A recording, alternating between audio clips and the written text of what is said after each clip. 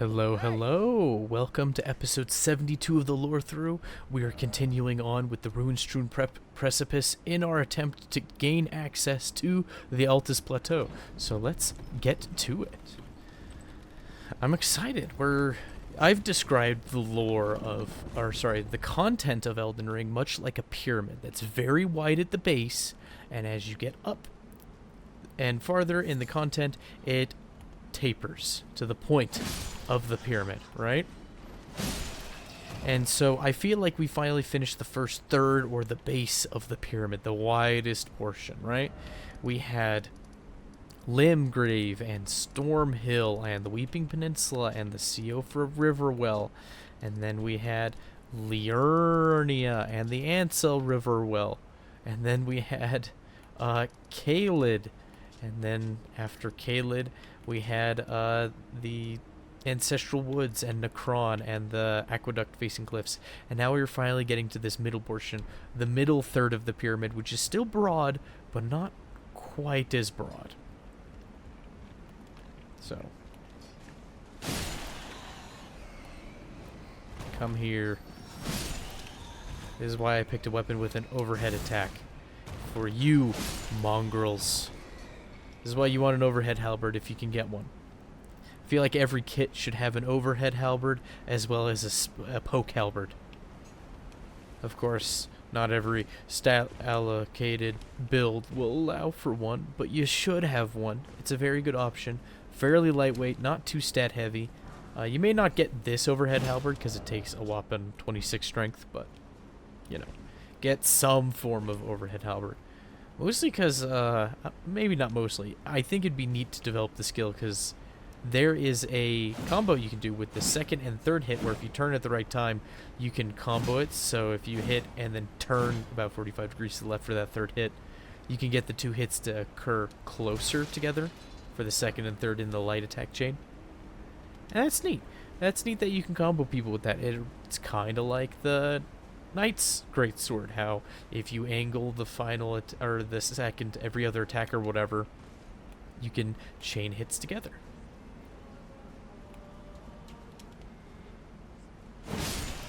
Whew, hit both of them. I wasn't certain if it was going to.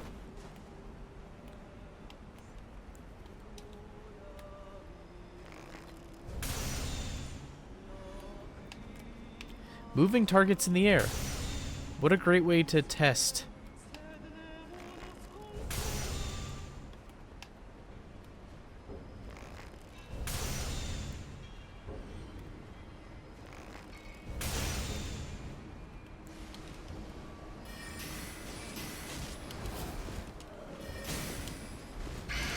Ow. Very rude. I should probably start calling these things harpies. Because we'll be honest, they're harpies. They have a woman's face on them. They're very fleshy. Spooky. Very spooky. I don't like it. I don't like it at all. Yucky. Yucky harpies. Makes you wonder if they were always like that or if they were cursed to be like that. All we have in terms of lore for why they exist is people who have translated the vague Latin that they're speaking. And you can probably look that up, Bat's Latin song Elden Ring, and get the translation. I should probably have it, but I do not. Oh.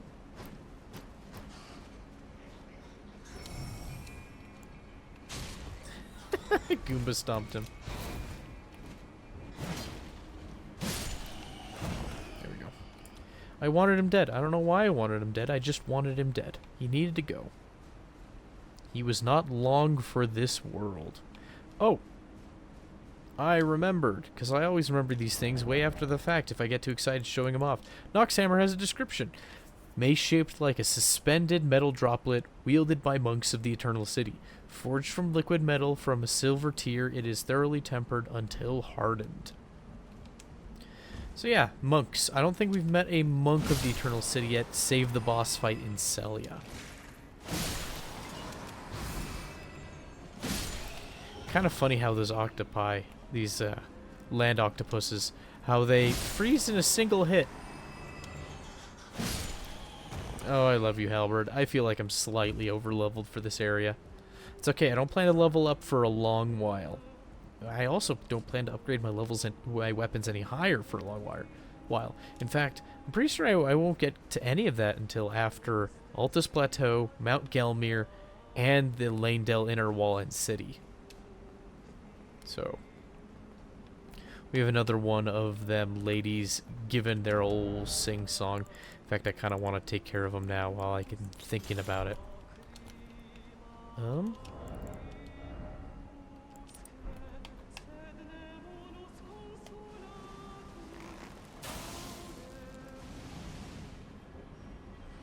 Wow, that works so well.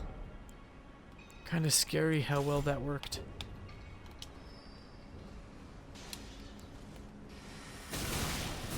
Wow, I couldn't parry any of those. And it just left.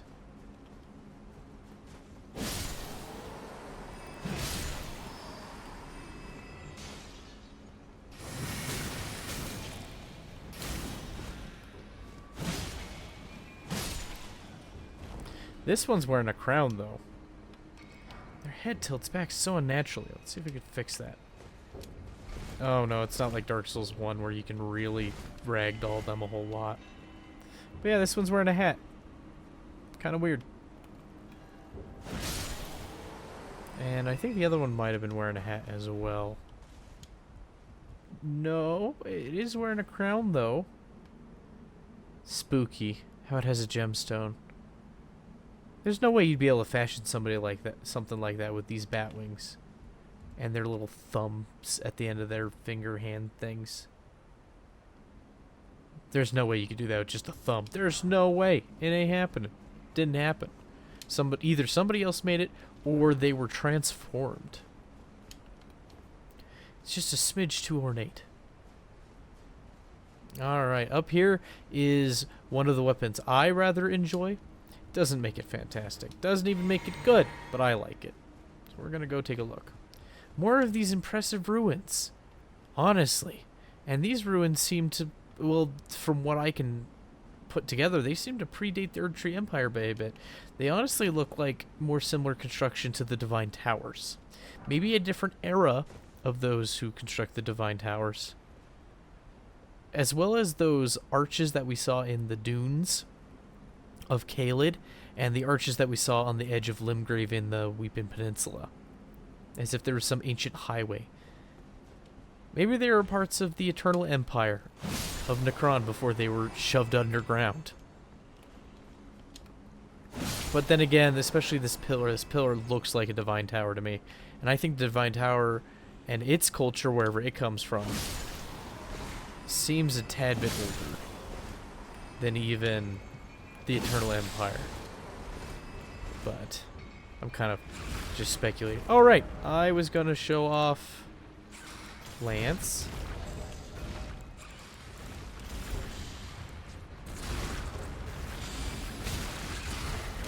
Oh, come on.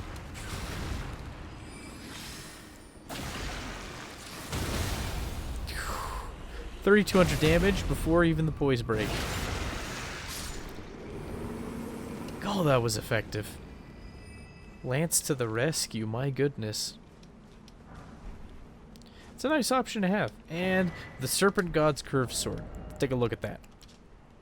Curved sword fashioned in the image of an ancient serpent deity and a tool of a forgotten religion practiced on Mount Gelmir. Formerly used to offer up sacrifices, this sword restores HP upon slaying an enemy. So I think it's a great backpack item. As in, you stick it on your side or your back, and you don't actually use it for anything other than its passive. Only weighs 4. 13 strength requirement, 9 dex. I think it's a strength-leaning weapon fundamentally. So I think it's very worthwhile simply because it'll do the big damage. No, sorry, not that it'll do the big damage. It'll do passable damage, but also give you the opportunity to restore HP. God, I lost my train of thought really bad there. Not everything has to be big damage. But here we are, very high on the cliff. We're almost there. We just have a little ways left to go before we're past the cliff. This is tall. This is really tall. No wonder Godric couldn't get up here, and he was trying to get the Dectus medallion together so he could get back up. I mean, being a big guy, I'm sure he couldn't fit through all those narrow tunnels like I could. He probably needed the grand lift. And don't worry, we will use the grand lift in time. In time. Maybe not this episode, but in time. Maybe I should get it done this episode. We'll see how far we get.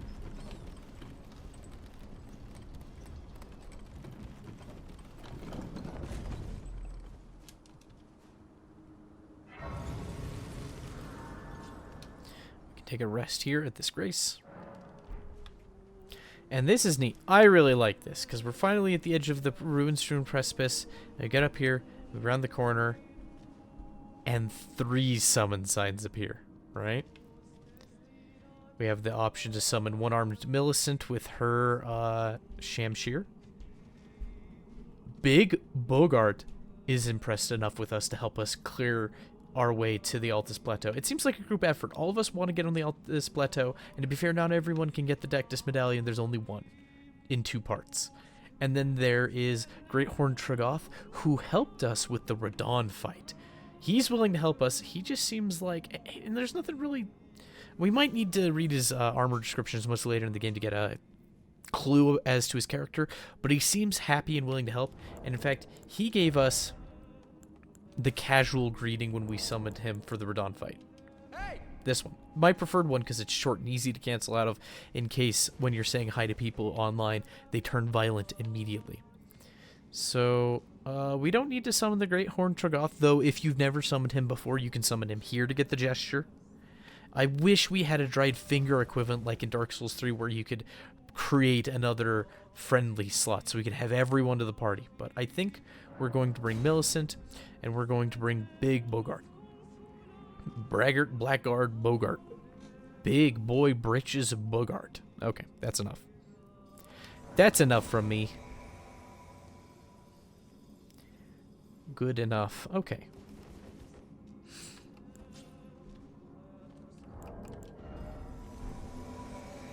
And we're going to take on whatever's in there. And I think we're going to trivialize the fight now that I've learned some of the secrets of poise. Which I already knew a little bit, but...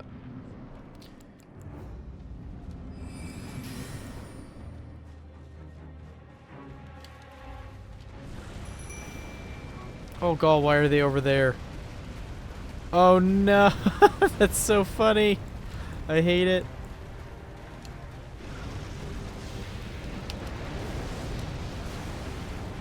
I was really hoping to use the Ancestral Spirit head on him. Ooh. Magma Worm Makar, though. Well. He's not being very nice this fight.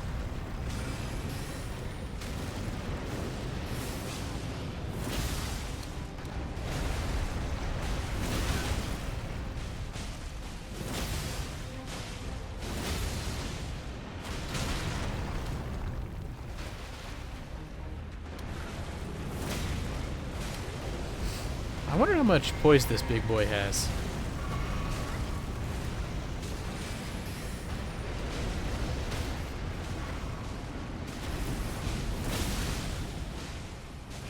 And the old stab in the eye. Big damage. And I'm going to use the infant head now. Seems to be doing little ticks of damage over time. And now he's in his phase 2 where he stands up. These land squirts are so sad, it's comical.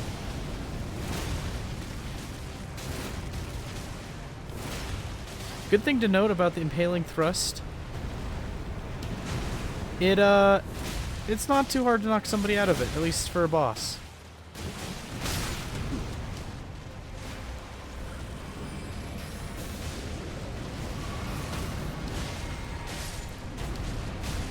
Let everyone just keep wailing on it.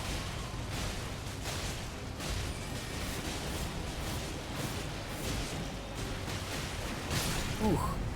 Took lots of hits. Millicent is gone.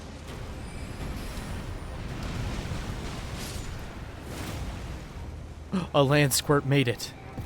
Oh good. We get the Magma Worm Scale Sword. And a Dragon Heart. So it seems that the worm counts as a dragon in some capacity. Let's read the item description. Curved greatsword wielded by magma worms. The shape resembles a dragon's jaw and it is covered in hard scales. It is said these land-bound dragons were once human heroes who partook in dragon communion, a grave transgression for which they were cursed to crawl upon the earth upon their bellies, shadows of their former selves. And it has the magma guillotine ability. Grab the scale sword with both hands as a worm would hold it in its mouth and leap forward, smashing it into the ground and triggering a blast of magma. Follow up with an additional input to perform a chopping attack. I don't think we have the requirements to wield this bad boy. It takes far more faith than we can reasonably have, but I can show it off. Yep. So, normally you'd leave a splash of magma after the initial, and then you can do a pullback. Kind of like he did. Kind of weird. A neat weapon. I like it. Cleaver chops are interesting.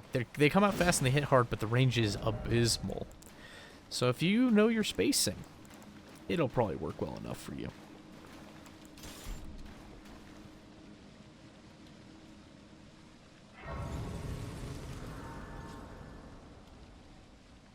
Take a sit down. And we still have a good amount of time left in this episode. We'll see how far we can get. So we learned a little bit more about the dragons. Or rather, the dragon hunters, I should say. So it seems that partaking in Dragon Communion did come at a cost. That Yura was right all along. And he warned us that it would come at a cost, even though we would gain great power. And I'm not sure if it's like a duration after you've eaten one dragon heart, if you will eventually become Magma Worm Makar, or if it's after you've had enough of them.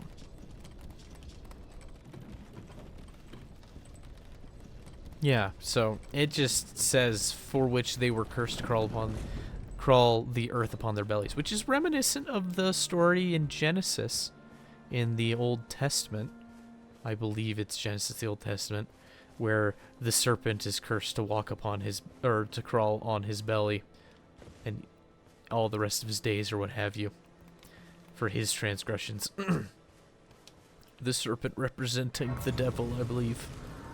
Okay, so here we are, finally in Altus Plateau. It is beautiful, and it is orange and yellow. Lights coming through. The Erd Tree's bigger than ever, and well, we're probably essentially closer to it than we've ever been. Maybe equal. But we're definitely higher in elevation. That is for certain. Okay. So I think first things first, we're going to go in the opposite direction because we're here to explore everything. Oh, things worth noting. Carriages, lots of them, heaped up. Important detail. Should be looking at them, should be pointing them out. And we found important relics here. Why are they here? Do they make their way to the Erd Tree? It always seemed that they were traveling with intent to get to the Erd Tree. I'm trying to remember the direction they're facing when we see them. Because there's the ones in Limgrave that are heading north, right? There's a couple in Liurnia that travel just essentially down the road and stop at the coast. There's a couple that are stuck on the highway here, but I don't remember exactly what direction they're facing. But they seem to be ritualistic, meant to transport important relics of some kind. Is this just the dumping ground after they are transported? Did they have to go up the lift of Dectus and then go around and just send them down the hill here? There's also these golems. Ruins of the golems, I should say. From the old time. Oh, and we also see Omen hanging about. They're wearing some garbs here. They have their horns sawed down. They have warped axes and cleavers. Those two have warped axes. There might be another one somewhere that has. There's one up there sleeping. But let's keep moving. Don't have a whole lot of time left in the episode. I could probably switch weapons now that I'm not worried about poise breaking Macaw all the time. What to use, what to use. I am tempted to try. I saw someone the other day using a lance and a hammer in the offhand. For PvP, they were specifically using Ice Spear, which is also a really good poise breaking implement if you need a little range.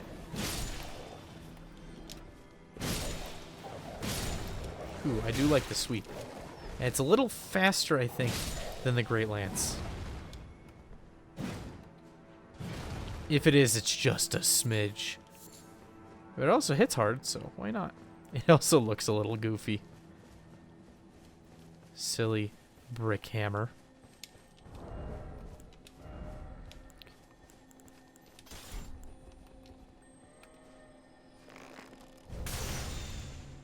And let's get it moving. So accurate. Sacred Order. Let's take a look at that. I wonder if there's any lore behind it. Sacred Order. Alright. Sacred Order. Skill the Golden Order Fundamentalist Knights. Perform a salute and grant armament holy essence. Highly effective against those who live in death. So if you need an anti-undead weapon, you could use this. Though honestly, I think Sacred Blade is sufficient. Sacred Blade is probably a bigger buff anyways. But to be fair, you may not have all the lost ashes in the world. Here we have orange Miranda flowers. Orangey yellow ones. Hanging out in the lake. I wonder where... I think they still poison here. So, but let's check out this encampment up ahead.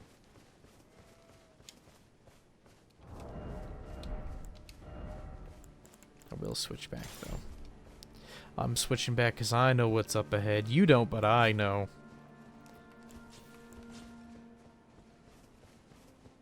So here we see perfumers. In the wild, he's got bottles in his hand.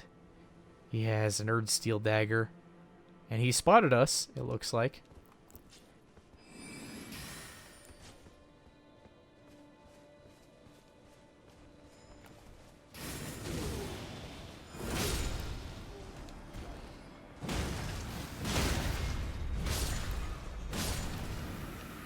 Good old hammer swings. We get the hood and an Altus Bloom. Oh yeah, we can get Altus Blooms now. Oh, we can get Altus Blooms. There's so many things I've been meaning to make with Altus Blooms. Yeah, I can make Acid Spray Mist now. Ooh, that'll be neat. That has its own unique poison that's really strong. I think the strongest of the 4 poisons in the game. Being Standard Poison, Deadly Poison, Scarlet Rot, and then Acid Spray Mist Poison. I don't know which lasts the longest, but I think per ticket hits the hardest. I could be wrong. And that might not be counting damage if you're, like, standing in a pool of rot.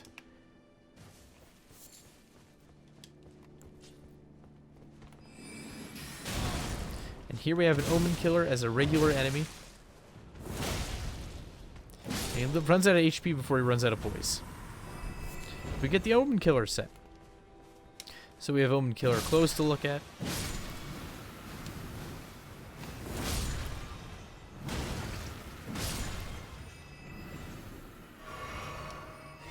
And there's so many Altus Blooms to get you a good head start here. And we see books and these diffusers, it looks like. Just different equipment you would use for the art of perfuming. Almost like a sub-variety of alchemy. And a Perfumer's Cookbook level, or the #1 version. Take a look at that. So now we can make the Spark Aromatic and the Uplifting Aromatic, right? If we look at our item crafting, we can look at the descriptions for these. So, we'll start with the Spray Mist since it's been a while. Perfumed powder is held in the mouth to dissolve before being expelled. It was once a restorative art, or so it is said. Yeah, we can make acid. Oh, wait, Acid Spray Mist is something else. I was getting it confused with the Poison Spray Mist. That's something else that we'll see at another time. I apologize. There's somebody who was watching carefully and knew I was full of crap. All right. Uplifting Aromatic. This aromatic has an extremely potent morale-raising effect that makes those accustomed to it fearless in the face of death. It was this influence that made the perfumers exceptional commanders. And then the Spark Aromatic. Though fire was prohibited to those who served the Erd Tree, this rule was forgotten as the war drew ever on. So, that's already rather unique. I like it. They're different. They add flavor. They're different from most things we would see in fantasy.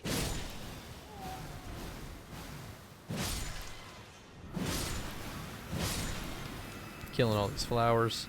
Still in their important regents. Alright.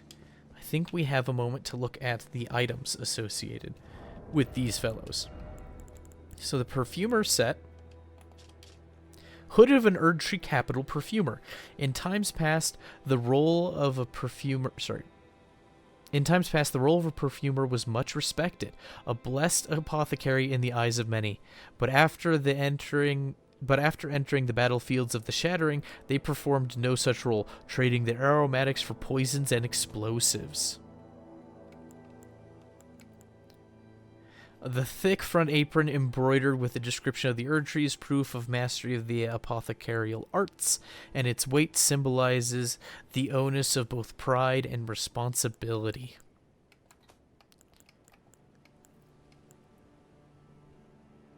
And I think the gloves say the same thing as the hat. Yep, it does. Okay. But then we also have the Omen Killer robe, right? Robe worn by the Omen Killer's Butchers of Twisted Conscience. Its thick apron was worn in remembrance of Rollo, the progenitor of the Omen Killers and a perfumer of antiquity. Long stiff leather gloves worn by Omen Killers. Stiff leather boots worn by Omen Killers. So Omen Killers are a derivative of the perfumer caste. And it seems that they've used perfumes to get huge, swole, and they seem to be raging berserkers of a sort. Hard to stumble. They can breathe fire from their mouth, as we've seen in the boss fight. Very spooky. Kind of funny how one is no longer a boss fight, but rather a standard enemy. And this one's got to go.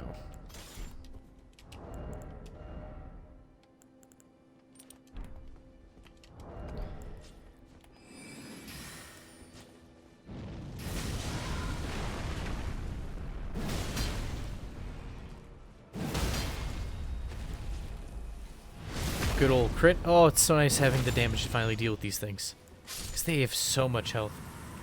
It feels like they've had the same health the whole time, and I'm just doing more damage. If their health is going up, it's not as much as other enemies in the world. Should have been using this the whole time. Alright, I don't think there's much back here. I should be looking at the new ingredients we were finding, though. That would be worthwhile. Alright. Altus Bloom, a golden-tinged flower from a succulent plant that blooms in the Altus Plateau. Said to be a funeral flower, or funereal flower, in an era long past before the Erdtree grew. So it seems it's a really old flower in that case. If it's older than the Erdtree, at least its line of flowers, its existence as a species. Okay. Here we go.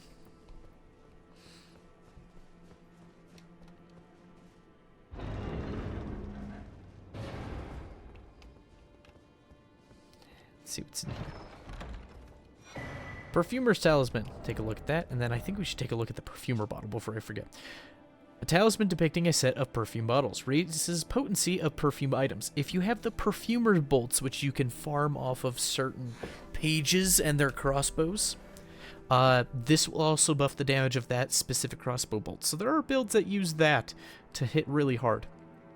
There are gardens known only to the perfumers. Whether hidden on the fringes of the highlands or obscured by shadows inside caves, the flowers blossom in secret, waiting to impart their scent. So it seems that the perfumers take care of the Miranda flowers, and we know the Miranda flowers are man-eaters. Item type. Spirits of sweet little Miranda flowers, carnivorous blossoms that feed upon human flesh. They creep slowly, scattering toxic pollen. Vulnerable to fire, do take care of the little darlings. So they seem they are high value, high risk trade for the perfumers. They need them for essential Miranda powder, as well as poison blossoms and things of that like, or things like that. Excuse me, my voice was going out at the end there. Okay, let's slay this horrible flower. And there is a Rosa statue pointing this direction. We don't need to go all the way to him to look down here. But we will do this dungeon next time. I don't think there's a huge payout for this dungeon, but we're here to clear the content, so. throw in a couple of these bad boys and you can get excited for this dungeon for next time. Because maybe I'm wrong. Maybe there is neat stuff. I remember I used this dungeon for a while for trading items between friends and characters.